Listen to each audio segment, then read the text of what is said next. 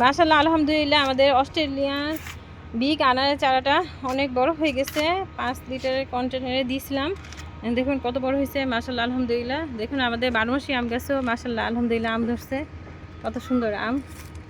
সবই মহান আল্লাহ রাব্বুল আলামিনের অশেষ অশেষ অশেষ রহমত।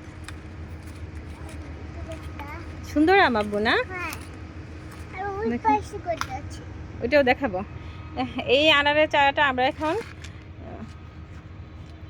এই বালতিতে লাগিয়ে দিব। যখন অনেক বড় হয়ে যাবে তখন আমরা এটা হাফ ড্রামে দিয়ে দেব।